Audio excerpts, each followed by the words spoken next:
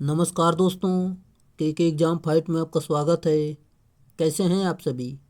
उम्मीद है आप सभी सही होंगे और आपकी यूपीपीसीएल टीजी 2 और डीआरडीओ की परीक्षा की तैयारी अच्छी चल रही होगी। दोस्तों, डीआरडीओ की परीक्षा को ध्यान में रखते हुए हमने इलेक्ट्रिशियन थ्योरी से कुछ महत्वपूर्ण प्रश्नों की सीरीज स्टार्ट की है, जो कि दोस्तों ये प्रश्न यूथ कंपटीशन के बुक से लिए गए हैं। दोस्तों, आज का हमारा जो टॉपिक रहेगा जो कि ट्रांसफार्मर का, दोस्तों ऑलरेडी हमने इसके कई पार्ट करवा दिए हैं। आज हमारा लास्ट पार्ट है। अगर आपने पिछले वीडियो नहीं देखा है तो प्लेलिस्ट में जाकर देख सकते हैं। दोस्तों, ये काफ़ी एग्ज़ाम में पूछे गए प्रश्न होंगे। किसी भी एग्ज़ाम के लिए आईटीआई लेवल का कोई भी एग्ज़ाम है आपका, तो ये वहाँ के लिए अति महत्वपूर्ण साबित होंगे। चलिए दोस्तों, आपका ज़्यादा टाइम न लेते हुए इन प्रश्नों की शुरुआत करते हैं, जो कि दोस्तों आज का हमारा ये प्रश्न है। 257 नंबर से शुरुआत करते हैं। चलिए, यदि 3 फेज, दोस्तों आज पीडीएफ थोड़ा गड़बड़ हो गई है, आज मैनेज करना। चलिए देखते हैं, मैं पढ़ के आपको बता दूंगा। यदि 3 फेज डेल्टा ट्रांसफार्मर की एक फेज कुंडलिन यानी कुंडली जल जाए तो ओपन सर्किट हो जाए तो वह प्रदान करेगा। दोस्तों सही उत्तर है ऑप्शन नंबर डी, 58% शक्ति। 3 फेज डेल्टा स्टार्टर मतलब 3 फेज डेल्टा ट्रांसफार्मर की एक फेज कुंडली जल जाए तो ओपन सर्किट हो जाएगा और वह 58% शक्ति प्रदान करेगा। अगला प्रश्न है दोस्तों, आपका अगला प्रश्न दिया गया है, प्राकृतिक रूप से तेल शीतलन प्रणाली का उपयोग कितनी क्षमता के ट्रांसफार्मर के लिए किया जाता है? Right answer option number B, 500 KVA. ये इसका सही उत्तर है। अगला प्रश्न है, जो कि ट्रांसफार्मर के लेमिनेशन के लिए विशेष सिलिकॉन इस्पात क्रोड क्यों प्रयोग की जाती है? Right answer option number B, hysteresis क्षति घटाने के लिए। चलिए दोस्तों, ये हिस्टैरिसीस क्षति का फार्मूला है, देख सकते हैं आप। अगला प्रश्न है, क्रोड निर्माण के लिए ऐसा इस्पात चुना जाता है जो, right answer option number C, उच्च चुंबकशीलता तथा निम्न हिस्टैरिसीस क्षति रखता हो। ये इसका सही उत्तर है। अगला प्रश्न है दोस्तों, ये चित्र में बताना है कि ये कौन सा ट्रांसफार्मर का चित्र बना है। दोस्तों, ये जो चित्र बना है स्टेप डाउन ट्रांसफार्मर का चित्र बना है, जैसे कि देख सकते हैं आप कैसे बना हुआ है। अगले प्रश्न पर चलते हैं, जो कि दोस्तों ये यहाँ पर देख सकते हैं आप, अपचायक ऑटो ट्रांसफार्मर यानी दोस्तों दिया गया ट्रांसफार्मर स्टेप डाउन ट्रांसफार्मर है। अगला प्रश्न है, किसी ट्रांसफार्मर के प्रत्येक कुंडली यानी वाइंडिंग में उत्पन्न विद्युत वाहक बल निर्भर करता है। सही उत्तर है आवृत्ति लपेट संख्या, मतलब आवृत्ति में लपेटों की संख्या एवं अधिकतम चुंबकीय फ्लक्स पर निर्भर करता है। जैसे कि इस फार्मूले से देख सकते हैं आप, यहाँ पर देख सकते हैं, जैसे कि ई बराबर दोस्तों होता है विद्युत वाहक बल बराबर 4.44 चुंबकीय फ्लक्स और आवृत्ति गुणे अधिकतम मतलब लपेटों की संख्या। ये इसका यहाँ पर फार्मूला देख सकते हैं। अगला है, वितरण लघु वितरण ट्रांसफार्मर में निम्नलिखित में से कौन सी सुरक्षा युक्त प्रयोग नहीं की जाती है? सही उत्तर है दोस्तों, ये कोई भी इसमें प्रयोग नहीं की जाती। जैसे कि लघु वितरण ट्रांसफार्मर में अधिक धारा सुरक्षा पुगोल्च रिले द्वारा प्रेशर रिलेज वाल्व आदि सुरक्षा युक्तियाँ प्रयोग नहीं की जाती हैं दोस्तों लघु ट्रांसफार्मर। बाकी ट्रांसफार्मर में बुकोल्च रिले प्रयोग करते हैं सुरक्षा के लिए, लघु में नहीं करते। विवर्त यानी खुला परिपथ परिणामित यानी ट्रांसफार्मर का वाट मीटर पाठ्यांक 900 वाट है और पूर्ण भार धारा पर लघु पथ परीक्षण में 1600 वाट है, तो अर्ध भार धारा पर लौह हानि क्या होगी? सही उत्तर है ऑप्शन नंबर बी, 900 वाट। ये इसका सही उत्तर है। अगले प्रश्न पर चलते हैं, जो कि आपका अगला प्रश्न दिया गया है, किसी स्थिर वोल्टता ट्रांसफार्मर में किसी प्रेरित विद्युत द्वितीय वोल्टता पर द्वितीयक वेस्टन की प्रतिबाधा संधारित्र के आर पार प्रतिबाधा के तुल्य हो जाए परिपथ की इस अवस्था को क्या कहते हैं?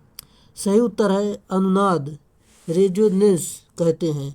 अगला प्रश्न है दोस्तों, यही जानकारी यहाँ पर लिखी गई है, आप देख सकते हैं अधिक जानकारी के लिए। एक ट्रांसफार्मर में एक वाइंडिंग में दूसरी वाइंडिंग तक वैद्युतिक शक्ति का स्थानांतरण होता है। दोस्तों इसका जो सही उत्तर हो जाएगा ऑप्शन नंबर सी, विद्युत चुंबकीय रूप से। दोस्तों इसमें डायरेक्ट वाइंडिंग से वाइंडिंग नहीं कनेक्ट होती है, ये चुंबकीय रूप से दूसरी वाइंडिंग में करंट इसमें पहुंचता है। अगला प्रश्न है जो कि दोस्तों यहाँ पर लिखा गया है, आप देख सकते हैं। ट्रांसफार्मर एक स्थैतिक युक्ति है जो अन्योन्य प्रेरण के सिद्धांत पर कार्य करती है। चलिए अगले प्रश्न पर चलते हैं जो कि आपका अगला प्रश्न दिया गया है। परिणामित यानी ट्रांसफार्मर के शून्य भार का शक्ति गुणक हो सकता है। राइट आंसर है नियमन निकालने के लिए, ये इसका सही उत्तर है। दोस्तों नो लोड के समय ट्रांसफार्मर पूर्ण भार धारा का 2 से 5% तक धारा लेता है। अगला प्रश्न है, भंवर धाराएं अधिक महत्वपूर्ण होती हैं निम्नलिखित में। सही उत्तर है एसी और डीसी दोनों में। अगला प्रश्न है दोस्तों जो कि दोस्तों यहाँ पर थोड़ा देख लेते हैं। मशीन में यह हानि वोल्टेज के वर्ग के समानुपाती होते हैं। मशीन का एडी करंट हानि आवृत्ति के ऊपर निर्भर नहीं करता है। दोस्तों भंवर धारा हानि की इसमें बात की गई है जो कि देख सकते हैं। निम्नलिखित में से किस वाइंडिंग में टर्नों की संख्या अधिक होती है। सही उत्तर है उच्च वोल्टेज वाइंडिंग में।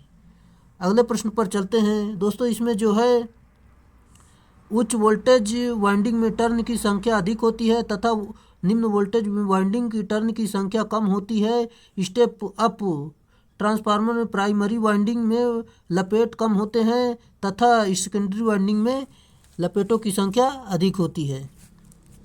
अगला प्रश्न है, उच्चतर वोल्टेज से निम्नतर वोल्टेज या इसके विपरीत में एसी रूपांतरित करने वाला उपकरण कहलाता है। राइट आंसर है ट्रांसफार्मर। दोस्तों यहाँ पर इसमें ट्रांसफार्मर में दोस्तों 2 वाइंडिंग होती है, एक प्राइमरी तथा दूसरी सेकेंडरी। दोनों में एक उच्च वोल्टेज पर तो दूसरी निम्न वोल्टेज पर होती है। अगला प्रश्न है, रिट्रोग्रेसिव वाइंडिंग क्या है।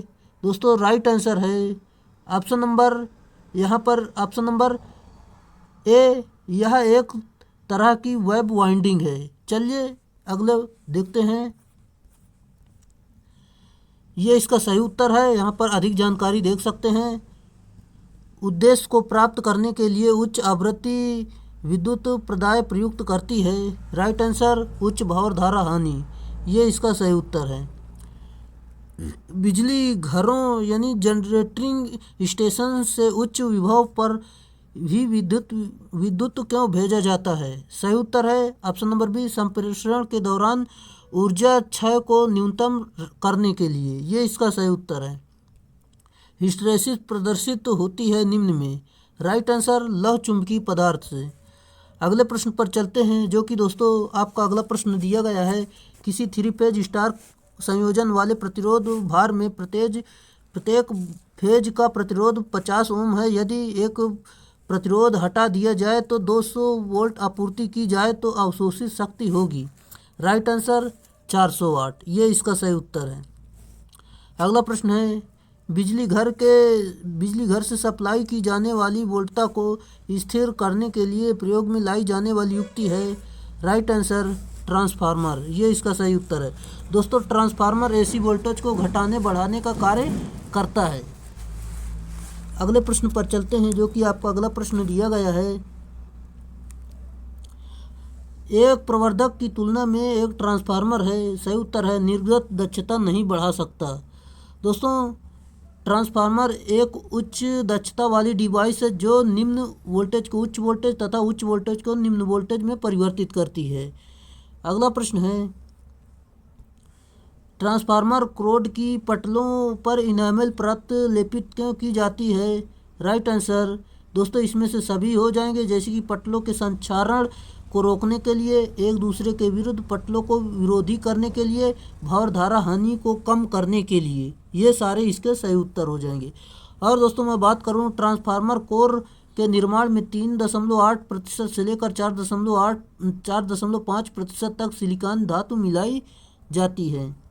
अगला प्रश्न है, निम्नलिखित में से कौन सा संयोजन 3 फेज और 4 वायर सर्विस के लिए सर्वोत्तम उपयुक्त है? Right answer option number D, delta और स्टार, ये इसका सही उत्तर है। स्टार स्टार संयोजन सामान्यतः हाई वोल्टेज तथा लो कैपेसिटी हेतु प्रयोग किया जाता है। अगला है, ट्रांसफार्मर के किस भाग में सबसे अधिक ऊष्मा उत्पन्न होती है? वाइंडिंग में। दोस्तों, इसमें जो वाइंडिंग में सबसे अधिक ऊष्मा उत्पन्न होती है, चूँकि वाइंडिंग से होकर धारा प्रवाहित होती है, जिससे कि इसमें I²R हानि होती है। हानि दोस्तों I²R होती है, जिसके कारण ऊष्मा उत्पन्न होती है, इसलिए सबसे ज़्यादा गर्म होती है।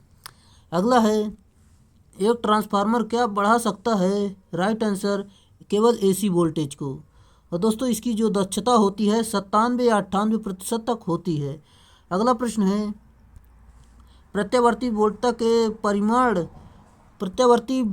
के परिमाण को घटाने के लिए प्रयोग में लाई जाने वाले ट्रांसफार्मर है? राइट आंसर है दोस्तों option number B, step down transformer. अगले प्रश्न पर चलते हैं दोस्तों। अगले प्रश्न जाने से पहले आपसे रिक्वेस्ट है, अगर आप चैनल पर नए हैं तो चैनल को सब्सक्राइब कर लीजिए और अपने दोस्तों में शेयर ज़रूर कर दीजिए। अगर हमारा पढ़ाया हुआ पसंद आ रहा तो प्लीज़ एक लाइक ज़रूर कर दें।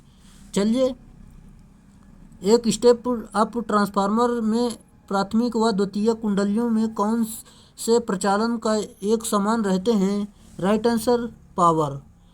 अगला प्रश्न है दोस्तों, यहाँ क्योंकि ट्रांसफार्मर शक्ति को कम या ज़्यादा नहीं कर सकता, बस वोल्टेज एवं धारा को परिवर्तित करता है। विद्युत चुम्बकीय ट्रांसफार्मर कोर और आर्मेचर बनाने के लिए सबसे उपयुक्त धातु कौन सी है? राइट आंसर नर्म लोहा। अगला है, द्वितीय वाइंडिंग परिणामित्र यानी ट्रांसफार्मर की तुलना में स्वपरिणामित्र की है, सेल्फ मतलब ऑटो ट्रांसफार्मर की है। Right answer option number C, कम क्रोड हानि, ये इसका सही उत्तर है। अगला है, विभव ट्रांसफार्मर के यानी पोटेंशियल ट्रांसफार्मर के मामले में रूपांतरण अनुपात है। Right answer option number B, द्वितीयक भार के शक्ति गुणक का ध्यान किए बिना नियत रहता है। अगले प्रश्न पर चलते हैं दोस्तों। यहाँ पर कुछ फार्मूले हैं, देख सकते हैं, जो कि ये द्वितीयक भार के शक्ति गुणांक पर ध्यान के बिना नियत रहता है। और दोस्तों, विभव परिणामित्र यानी विभव पोटेंशियल ट्रांसफार्मर एक स्टेप डाउन ट्रांसफार्मर होता है। पोटेंशियल ट्रांसफार्मर का इंस्ट्रूमेंटेशन ट्रांसफार्मर होता है। इसको परिपथ में समांतर में लगाते हैं। अगला प्रश्न है, एक 2200 वोल्ट ट्रांसफार्मर का द्वितीय कुंडली में 66 फेरे हैं, तो प्राथमिक कुंडली में फेरों की संख्या ज्ञात करना है। दोस्तों, सिंपल सा फार्मूला है, आप इस फार्मूले पे रख देंगे तो आपका आंसर आ जाएगा 660, जो कि देख सकते हैं दोस्तों। ऐसे यहाँ पर हल किया है, आप समझ सकते हैं। अगले प्रश्न पर चलते हैं। एक स्टेप अप ट्रांसफार्मर का रूपांतरण यानी ट्रांसफॉर्मेशन का अनुपात 3:2 है। यदि प्राइमरी वोल्टेज 30 वोल्ट है तो सेकेंडरी वोल्टेज होगा। Right answer 45 volt. दोस्तों, कुछ नहीं करना, सिर्फ फार्मूले पर रखना है, आपका आंसर आ जाएगा। ट्रांसफार्मर की मुख्य कुंडली और द्वितीय कुंडली में फेरों की संख्या क्रमशः 1000 तथा 3000। यदि मुख्य कुंडली में 80 वोल्ट AC प्रयुक्त की जाती है तो द्वितीय कुंडली का प्रति फेरा विभवांतर होगा। दोस्तों, हल करेंगे तो आपका आंसर आएगा, जो कि देख सकते हैं ऑप्शन नंबर बी, 0.08 वोल्ट। यहाँ पर देख सकते हैं कैसे हल किया गया, आप समझ सकते हैं। अगले प्रश्न पर चलते हैं, जो कि आपका अगला प्रश्न दिया गया है। ट्रांसफार्मर में डैश है। राइट आंसर ताम्रहानि, ये इसका सही उत्तर है। अगला प्रश्न है, ट्रांसफार्मर में हिस्टैरिसीस हानियाँ कम की जा सकती हैं। Right answer option number B, steel पटलनों सिलिकॉन अंश घटाकर, ये इसका सही उत्तर है। अगला प्रश्न है, स्थिर लोड पर यदि लोड का शक्ति गुणक निम्न हो तब यह। राइट आंसर अधिक धारा लेगा। अगला प्रश्न है, किसी उपभोक्ता के लिए सर्वाधिक बचतकारी शक्ति गुणांक समानता होता है। Right answer 0.95 पश्चिगामी। अगला प्रश्न है, जो कि दिया गया है, वितरण प्रणाली का शक्ति गुणक न्यून होता है क्योंकि। Right answer option number D, उद्योगों में प्रेरणी मोटरों का व्यापक प्रयोग होता है, विशेष रूप से जब मोटरों को निम्न भार पर चलाया जाता है। चलिए दोस्तों, अधिक जानकारी डिस्क्रिप्शन द्वारा देख सकते हैं। अगला प्रश्न दिया गया है, यदि ट्रांसफार्मर के कॉइल मोटे तार के बने हों तो right answer option number C, ताम्र क्षति बढ़ेगी। अगले प्रश्न पर चलते हैं दोस्तों, क्योंकि इस मोटे तार से प्रतिरोध कम होता है और धारा अधिक आएगी, फलस्वरूप आई स्क्वायर आर हानि का मान बढ़ जाता है। अगला प्रश्न है, ट्रांसफार्मर कपलिंग का सबसे वांछित फीचर क्या है? सही उत्तर है ऑप्शन नंबर बी, चौड़ी आवृत्ति सीमा, ये इसका सही उत्तर है। चलशील अवयवों वाली कुछ मशीनों में लिमिट स्विच क्यों लगाए जाते हैं? राइट आंसर, मशीन की एक लघुतम दक्षता सुनिश्चित करने के लिए। अगला प्रश्न है दोस्तों, इससे मशीन में एक मानक दक्षता से कम दक्षता नहीं होने का प्रमाण मिलता है।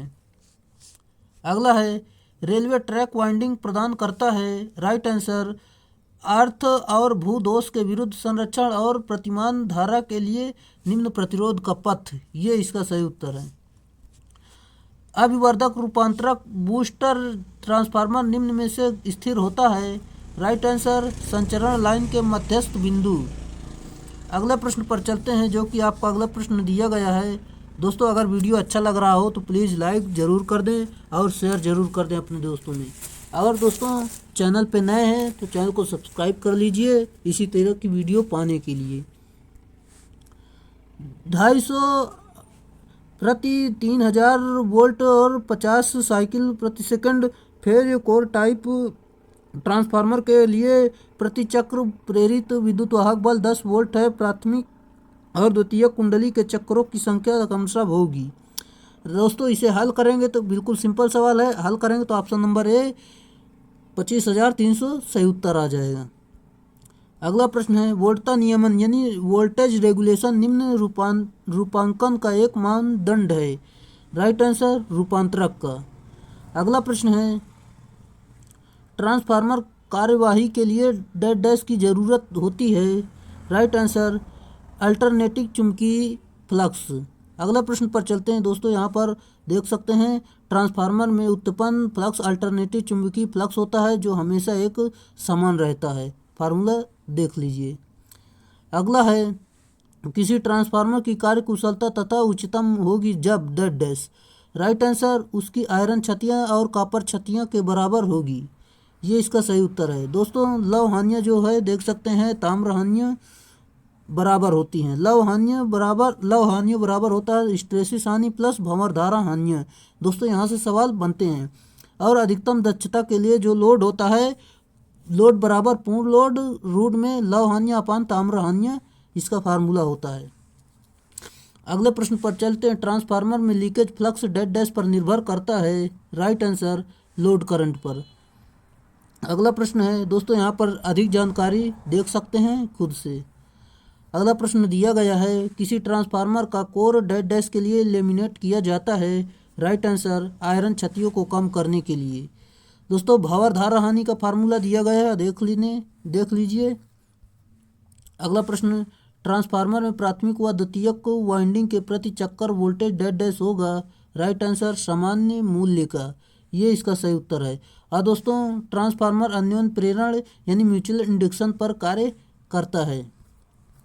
अगले प्रश्न पर चलते हैं, जो कि आपका अगला प्रश्न दिया गया है, ट्रांसफार्मर में प्राथमिक व द्वितीयक पक्षों में निम्नलिखित में से क्या स्थिर रहता है? सही उत्तर है आवृत्ति। अगले प्रश्न पर चलते हैं दोस्तों, सवाल है, पेन कापी लेकर जरूर बैठा करें। आप सवाल खुद से हल किया करें, क्योंकि दोस्तों यहाँ पर हल कराने लगेंगे तो काफ़ी टाइम लगेगा, जो कि वीडियो काफ़ी लंबा हो जाएगा। 25 kVA एक सिंगल फेज ट्रांसफार्मर के प्राथमिक 250 चक्कर व द्वितीयक पर 40 चक्कर हैं। प्राथमिक व 1500 वोल्ट 50 हर्ट्ज सप्लाई से जोड़ा गया है, तो द्वितीयक के वोल्टेज और करंट क्या है? दोस्तों, सिंपल सा फार्मूला है, फार्मूले पर रखेंगे तो आपका उत्तर आ जाएगा 200 वोल्ट और 104 एम्पियर, जो कि देख सकते हैं यहाँ पर हल किया गया है। अगले प्रश्न पर चलते हैं, जो कि आपका अगला प्रश्न दिया गया है, विभव ट्रांसफार्मर यानी पोटेंशियल ट्रांसफार्मर का उपयोग उच्च वोल्टता मापन हेतु किया जाता है। सही उत्तर है जिसके प्राथमिक में लपेटों की संख्या अधिक है, ये इसका सही उत्तर है। दोस्तों करंट ट्रांसफार्मर यानी सीटी का प्रयोग उच्च धारा मापने के लिए किया जाता है। इसके प्राइमरी वाइंडिंग में कम टर्न होते हैं यानी लपेटों की संख्या कम होती है। अगला प्रश्न दिया गया है 200 वोल्ट एसी और 10:1 टर्न अनुपात ट्रांसफार्मर को गलती से 200 वोल्ट डीसी सप्लाई से जोड़ दिया जाता है तो परिणाम स्वरूप राइट आंसर है ऑप्शन नंबर ए, प्राथमिक वाइंडिंग क्षतिग्रस्त हो जाएगी, ये इसका सही उत्तर है। ट्रांसफार्मर के प्राथमिक व द्वितीयक परिपथ के बीच चुंबकीय कपलिंग को डैश डैश से बढ़ाया जा सकता है। राइट आंसर निम्न रिलक्टेंस सामग्री का कोर उपयोग करने, ये इसका सही उत्तर है। यदि करंट ट्रांसफार्मर यानी सीटी की रेटिंग 10 एम्पियर / 50 मतलब 5 एम्पियर हो तो गुणनफल घटक के डैश डैश होगा। राइट आंसर है दोस्तों, इसमें गुणन घटक दिया गया है बराबर, गुणन घटक बराबर प्राथमिक धारा अपन द्वितीयक धारा मान रखेंगे, भाग कर देंगे तो आपका उत्तर आ जाएगा 20, जो कि देख सकते हैं। एक इंस्ट्रूमेंट ट्रांसफार्मर के भार को कैसे व्यक्त किया जाता है? सही उत्तर है आभासी शक्ति द्वारा। अगले प्रश्न पर चलते हैं। विद्युत मशीनों में लेमिनेटेड कोर का प्रयोग निम्नलिखित घटाने के लिए किया जाता है। राइट आंसर भावर धारा हानि को घटाने के लिए। चलिए अगले प्रश्न पर चलते हैं, जो कि आपका अगला प्रश्न दिया गया है। दोस्तों यहाँ पर देख सकते हैं अधिक जानकारी, भावर धारा और हिस्टैरिसीस हानि सभी का मान दिया गया है। प्रतिशत वोल्टता नियमन डैश डैश गुणे, जहाँ पर VNL यानी नो लोड वोल्टता और VFL यानी फुल लोड वोल्टता दिया गया है। इसका फार्मूला है V no load minus no load voltage और minus full load voltage upon full load voltage सही दिया गया है, जो कि देख सकते हैं। अगला प्रश्न दिया गया है ट्रांसफार्मर की कोर के निर्माण के लिए सबसे उपयुक्त सामग्री है। Right answer cold rolled grain oriented steel, ये इसका सही उत्तर है। अगले प्रश्न पर चलते हैं, जो कि आपका अगला प्रश्न दिया गया है। वोल्टेज रेगुलेशन का प्रतिशत गणना कैसे की जाती है? E0 शून्य लोड पर वोल्टेज, V पूर्ण लोड पर वोल्टेज। दोस्तों इसमें इसका जो सही उत्तर हो जाएगा option number A, E0 minus V upon V गुणित 100, इसका सही उत्तर है। जैसे कि देख सकते हैं V बराबर वोल्टेज, E0 बराबर वोल्टेज दिया गया है। दोस्तों ये थे आपके प्रश्न, जो कि आपका ट्रांसफार्मर का चैप्टर कंप्लीट हुआ। और इसके दोस्तों चार पार्ट हमने ऑलरेडी पहले से अपलोड कर दिया है। अगर आपने उन्हें नहीं देखा है तो प्लीज़ प्लेलिस्ट में जाकर उन्हें चेक करें और देख लें। चलिए दोस्तों आज के लिए इतना ही रहेगा, फिर मिलेंगे नेक्स्ट वीडियो में, तब तक के लिए बाय।